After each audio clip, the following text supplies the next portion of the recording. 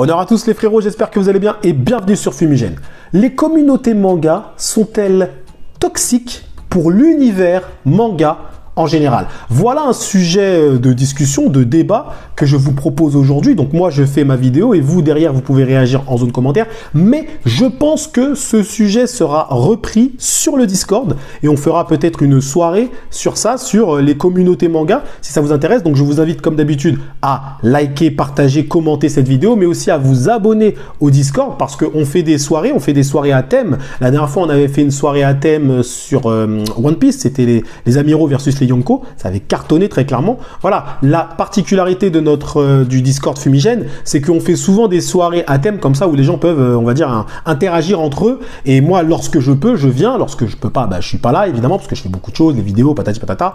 Donc voilà, mais généralement, c'est plutôt bien organisé, c'est plutôt bien orchestré, bien encadré, et tout le monde peut s'exprimer comme sur la chaîne Fumigène. Donc voilà les frérots. Aujourd'hui, on va parler des communautés manga. Mais avant de parler des communautés de manga, on va parler de ça.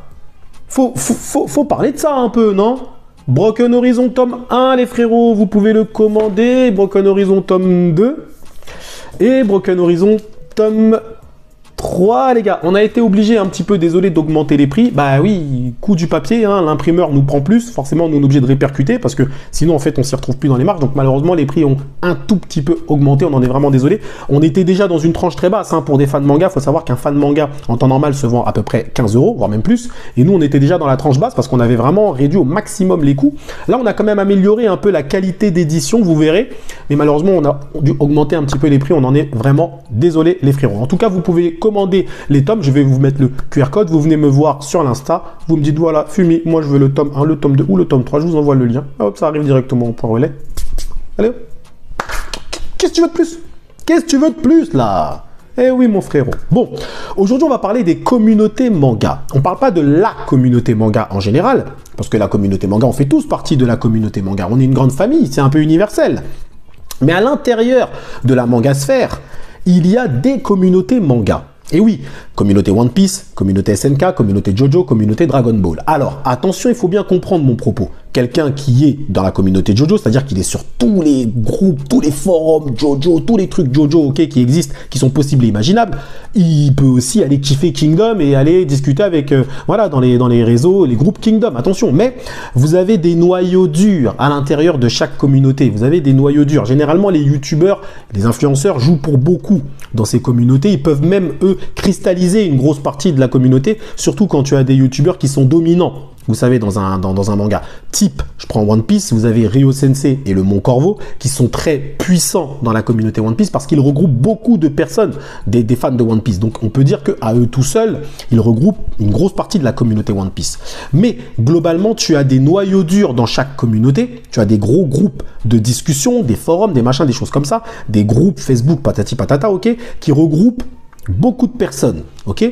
Et généralement, dans ces communautés, il y a quand même des avis qui sont dominants, surtout sur certains sujets. Et le sujet que je vous propose aujourd'hui, c'est de savoir si ces communautés manga sont bénéfiques pour le débat manga, mais est-ce qu'elles apportent réellement une vision plus affinée, plus précise? Qu'est-ce qu'elles apportent au final? Quels sont leurs avantages et quels sont leurs inconvénients? Je vais en parler d'ailleurs avant de répondre à cette question, parce que c'est ça qui est intéressant.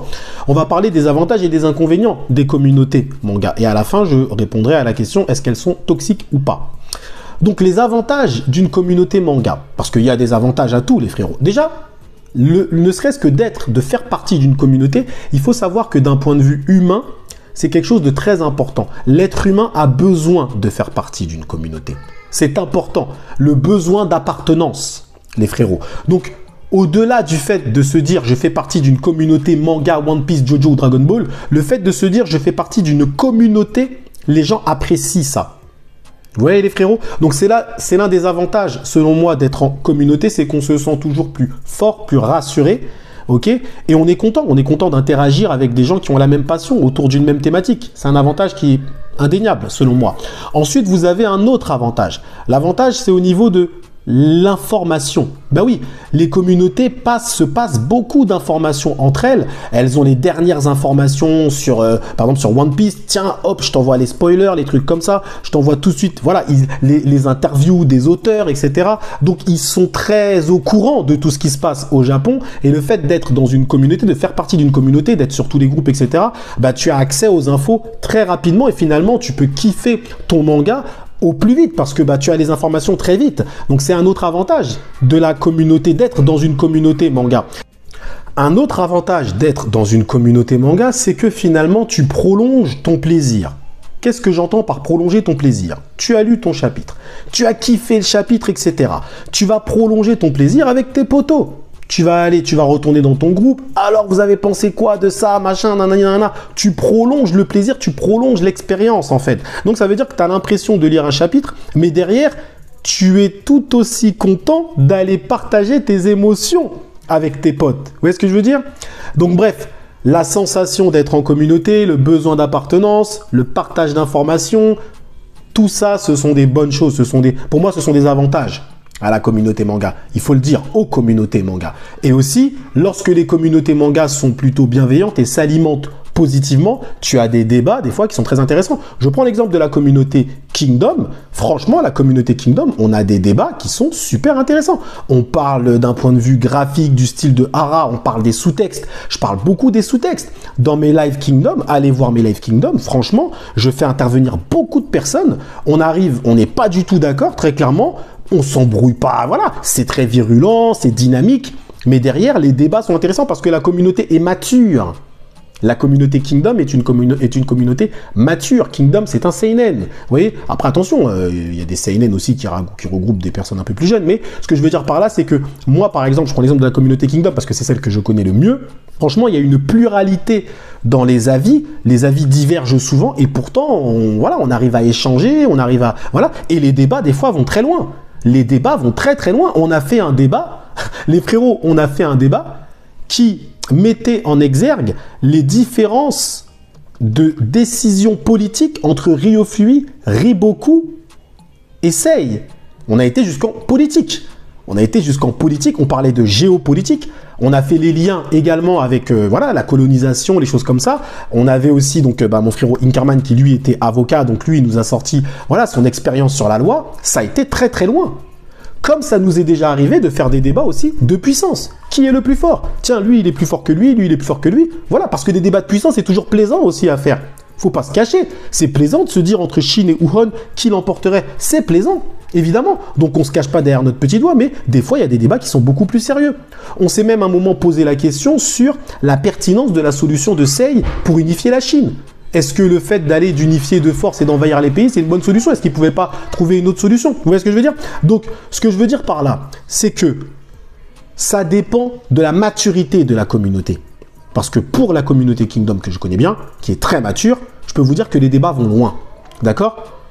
Ça, c'est pour la partie avantage. Maintenant, pour la partie inconvénient. Parce qu'il y a des inconvénients. Et c'est un peu les inconvénients au fait qu'on soit en communauté. Déjà, quand on est en communauté, on se sent plus fort. Mais ça, c'est pas bien. Certains confondent force et invincibilité. C'est pas parce que vous êtes en communauté que vous êtes invincible. C'est pas parce que vous êtes en communauté que vous êtes tout permis, en fait. Vous pouvez tout faire. Vous pouvez aller voir quelqu'un et l'insulter parce qu'il n'est pas de votre avis. Et c'est là le gros défaut des communautés. C'est que tu as des avis qui sont dominants dans les communautés. C'est-à-dire que, par exemple, on a défini que tel personnage était mal écrit. Voilà, c'est défini, c'est comme ça, tel personnage est mal écrit. Ok? Donc, quelqu'un qui va arriver et qui va essayer de défendre ce personnage en disant non, je trouve que finalement, il y a quand même des nuances, il y a des choses qui sont intéressantes, il est fusillé. Donc, l'idée, et c'est ça le gros défaut des communautés, c'est que, en fait, si tu ne te ranges pas à l'avis général, eh bien, malheureusement, c'est difficile d'avoir un débat constructif dans certains cas. Dans certains cas. Par exemple, un mec qui va venir expliquer que Fairy Tail, c'est mortel, il va se faire... Bon courage pour lui. Bon courage pour lui. Et là, je parle même plus vraiment des communautés manga, c'est vraiment en général. C'est-à-dire qu'il y a une sorte de pensée unique qui s'est imposée et qui s'est installée dans l'univers manga, des fois, qui est assez désagréable. Les gens disent que Fairy Tail, c'est le pouvoir de l'amitié, c'est nul. Alors que Fairy Tail, c'est pas ça. La première partie de Fairy Tail est excellente. Après l'ellipse, effectivement, là, il y a vraiment à redire, effectivement. Mais sinon, la première partie de Fairy Tail est vraiment excellente. Et ça, il y a beaucoup de gens qui l'ont oublié. Pareil pour la Grande Guerre de Naruto, pareil pour SNK, la dernière saison d'SNK. Beaucoup de personnes ont dit « Ouais, c'est nul, c'est de la merde ». Non, moi j'ai trouvé que l'animation n'était pas si dégueulasse que ça. Vous voyez ce que je veux dire? Mais tout de suite, c'était catalogué, non, c'était mauvais. Tout de suite. En fait, il y a des fois une forme de pensée unique qui s'installe dans les communautés manga et même des fois dans la manga sphère. Et c'est assez insupportable parce que lorsque tu essayes d'apporter un autre point de vue, tu essayes d'apporter un peu de nuance, tu te fais dégager. Non, non, non, non, non. Il y a même des gens, imaginez, et ça c'était lorsque je faisais des revues JoJo. J'essayais d'expliquer que la flèche scarabée, qui était dite scarabée, appelée flèche scarabée, j'ai dit cette flèche n'existe pas. Alors attention, quand je dis elle n'existe pas, c'est qu'elle n'a jamais été nommée en tant que telle. Je prends le manga, je dis écoutez, ça n'a jamais été dit que cette flèche avait plus de pouvoir que les autres. Ça n'a jamais été dit. D'accord? C'est une flèche avec un motif de scarabée, mais il y avait d'autres flèches avec d'autres motifs, etc. Enfin bref. L'idée, c'est que j'ai fait une vidéo, je vous renverrai, je vous mettrai le lien de cette vidéo, parce que là, j'ai plus trop les trucs en tête, mais j'avais juste débugué en disant que, écoutez, vous avez prêté à cette flèche des capacités qu'elle n'avait pas, plus que ce que le scénariste lui-même a sorti comme capacité. Les gens m'ont dit, non, non, va voir la vidéo de tel youtubeur, il va t'expliquer. Donc ta source, c'est un autre youtubeur. Mais non, mais les youtubeurs ne sont pas des sources. Les youtubeurs, ce sont des mecs comme moi, comme n'importe qui font une vidéo, qui vous donnent leur avis. Ils ont fait des recherches, etc. Mais on ne détient pas la science infuse. On vous donne juste notre avis. Ça n'engage que nous. Moi, ce que je vous dis aujourd'hui, ça n'engage que moi. Je ne détiens pas la vérité. C'est pas parce que moi, je fais une vidéo, je dis que Uki est le meilleur de tous les généraux de Kingdom, que c'est vrai. Non, c'est mon avis. C'est pas Uki, hein. Mais bref. Vous voyez ce que je veux dire? Donc, il faut bien prendre en compte que l'argument de dire tel youtubeur a fait une vidéo, donc va voir et tu auras la bonne info. Non, ça c'est n'importe quoi. On en arrivera au sujet des influenceurs après derrière, hein, les frérots. Donc, le gros inconvénient des communautés manga, c'est ça, c'est cette pensée unique qui s'installe, et même dans l'univers manga au global aussi, mais c'est beaucoup dans les communautés, c'est cette pensée unique qui s'installe à laquelle, en fait, il est très difficile d'aller à l'encontre, du moins d'apporter de la nuance, parce que sinon, tu te fais immédiatement dégager. Maintenant aussi, il y a certaines communautés qui sont très virulentes. C'est-à-dire que tu as même des influenceurs qui peuvent faire une vidéo qui va aller à l'encontre de la pensée unique et qui vont se faire insulter, menacer de mort, etc. Ça va loin. Là, ça va loin. Et ça, c'est quand c'est quand les gens confondent force et invincibilité. C'est on se sent invincible. On se sent invincible. Même pas forcément parce on fait partie d'une communauté, c'est aussi parce que on est sur la toile, on peut faire et dire ce qu'on veut, surtout sur Twitter. Mais ce que je veux dire, donc, ça, c'est insupportable. C'est insupportable. Il faut arrêter cette virulence dans le débat. Pour qu'un débat soit constructif, déjà, il ne faut pas de violence.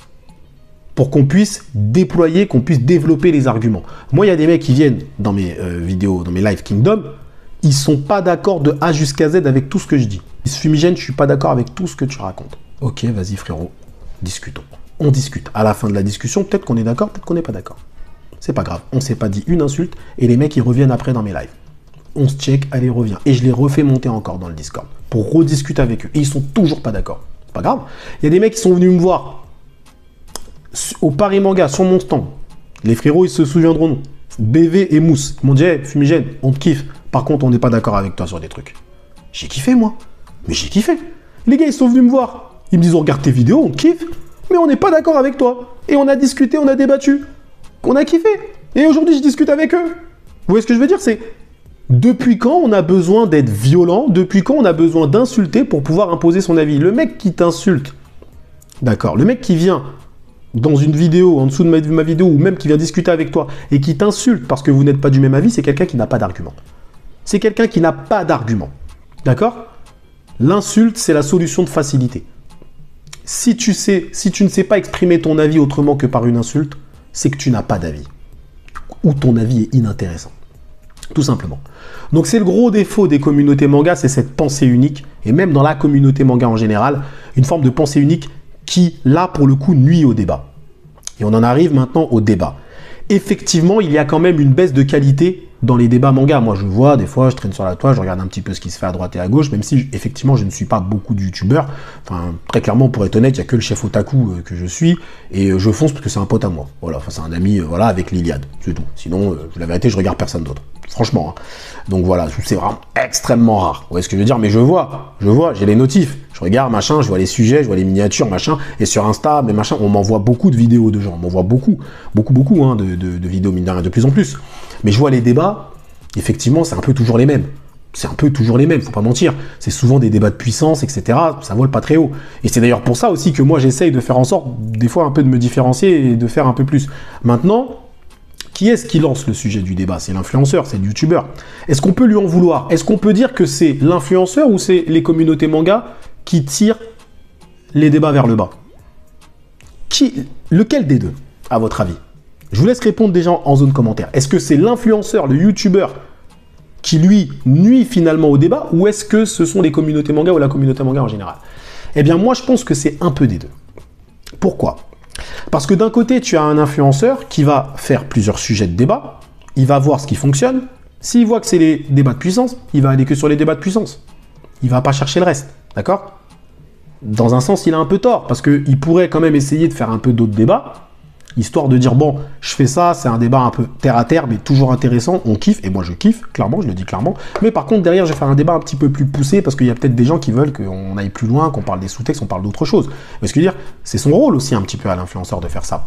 Mais c'est pareil pour les communautés manga et pour les spectateurs qui regardent les vidéos. Ok, lui, il fait ça parce que ça fonctionne. Mais quand je dis ça fonctionne, qui est-ce qui regarde les vidéos? Bah, c'est les gens, c'est les spectateurs. Donc lui, il donne aux gens ce que les gens demandent. Bah oui, les gens demandent ça, il donne aux gens ce qu'ils demandent. Vous voyez ce que je veux dire? Maintenant, la question, c'est est-ce qu'il faut donner aux gens ce qu'ils demandent ou est-ce qu'il faut donner aux gens ce qu'ils ont besoin? C'est aussi un peu ça. Mais les gens demandent du débat de puissance. L'influenceur donne du débat de puissance. C'est ça aussi. Donc c'est un peu aussi de la faute des spectateurs qui, des fois, pourraient aller solliciter le youtubeur, l'influenceur, le tiktoker, tout ce que vous voulez, en lui disant, écoute, ça serait bien, tu as fait beaucoup de débats de puissance là, est-ce que tu pourrais pas faire un débat un peu plus machin sur un autre sujet, un sujet un peu innovant, etc., en proposant des sujets. Moi, il y a des sujets que j'ai faits, c'était pas mes idées, on est venu me les donner, ces sujets. On m'a dit, ouais, Fumi, ça serait bien que tu fasses un débat sur ça. Personne n'a jamais fait ça, machin et tout. Ok, moi j'ai fait. Qu'est-ce que je veux dire? Donc après, il y a ça aussi, donc c'est un peu des deux. C'est un peu des deux pour le coup. Donc c'est un travail commun. C'est un travail qui doit effectivement débuter par les influenceurs, mais également les gens doivent suivre derrière. Si moi je fais un débat sur un autre sujet, un sujet qui est très, on va dire, un peu différent des débats de puissance, etc., effectivement, il faut que les gens quand même soient au rendez-vous. Et oui, c'est logique, il faut qu'il y ait un minimum de personnes au rendez-vous. S'il y a vraiment personne, ça intéresse personne, oui, c'est sûr que c'est difficile quand même de continuer, il faut dire la vérité aussi. Donc je pense que certains youtubeurs ont la puissance suffisante pour pouvoir le faire. Tu prends un mec comme le chef Otaku, il a la puissance suffisante pour pouvoir imposer un débat dans la mangasphère. Parce qu'il a tellement d'abonnés que effectivement, il pourra imposer un débat. Pas son avis, un débat. Ok ? Donc voilà. On a aussi le sujet, on a un autre sujet aussi de plusieurs personnes qui attendent les reviews des youtubeurs pour avoir un avis sur un chapitre. Ça va être un autre sujet qu'on abordera un peu plus tard. Le sujet, en tout cas, des communautés manga est très intéressant. Et maintenant, je réponds donc à la question, est-ce que les communautés manga sont toxiques pour l'univers manga? Eh bien non. Tout simplement pour les raisons que je vous ai exposées. Dire qu'elles sont toxiques voudrait dire qu'elles sont entièrement négatives et qu'elles n'apportent que de négativité et qu'elles n'apportent que des mauvaises choses. Et c'est faux. C'est faux. Elles apportent des bonnes choses. Moi, je le vois avec la communauté Kingdom. Franchement, on kiffe, très clairement. Et il y a d'autres communautés aussi qui sont très bienveillantes, que je connais pas forcément, mais qui sont très bienveillantes. On en a parlé. Donc voilà, maintenant, effectivement, il y a des communautés qui sont un peu plus virulentes. Il faut dire la vérité. Donc, est-ce qu'elles sont toxiques dans leur intégralité? Non. Par contre, et c'est là, il y a toujours un mais, on est bien d'accord, mais il faut faire attention à cette violence, cette virulence qui est en train de s'installer et qui monte crescendo. Il faut faire très attention. Il y a des bons et des mauvais côtés. Si je devais donner un pourcentage, je dirais que, allez, on est sur du 70-30. 70% selon moi de côté positif et 30% de côté négatif. Voilà, pour que ce soit clair, net et précis et je ne m'échappe pas dans ma vidéo en vous disant oui et non. Non. Pour moi, c'est 70% de positif et 30% de négatif. Mais attention, parce que ces 30%, ils sont très brouillants. Ils font beaucoup de bruit et ils sont très visibles sur la toile. Donc des fois, ils vont un peu loin. Faut dire la vérité, faut dire les termes. Dites-moi maintenant, vous, ce que vous avez pensé déjà de cette vidéo. Est-ce que vous aimez ce format-là de discussion un petit peu comme ça? Cool, tranquille, chill, on est posé là, on discute. Dites-moi surtout aussi si vous avez pris votre tome de Broken Horizon. Hein. Allez, prenez votre tome, les frérots. Et en tout cas, voilà, j'espère que cette vidéo vous aura plu et que vous pourrez vous aussi donner votre avis sur les communautés manga en général. La communauté manga en général, est-ce qu'elles nuisent au débat ou pas? Est-ce qu'elles sont toxiques ou pas? Dites tout en zone commentaire. Toujours dans le respect, avec honneur. De toute façon, tous ceux qui viendront insulter, machin et tout, moi j'en veux pas sur ma chaîne, des gens comme ça. Nous, on discute tranquillement avec respect, avec honneur, ok? Et voilà, les frérots, on kiffe ensemble, tout simplement. En tout cas, merci à vous d'avoir suivi cette petite vidéo. Bon, elle n'est pas si petite que ça, mais d'avoir suivi cette vidéo jusqu'au bout. Prenez soin de vous et que l'honneur soit avec vous, les gars.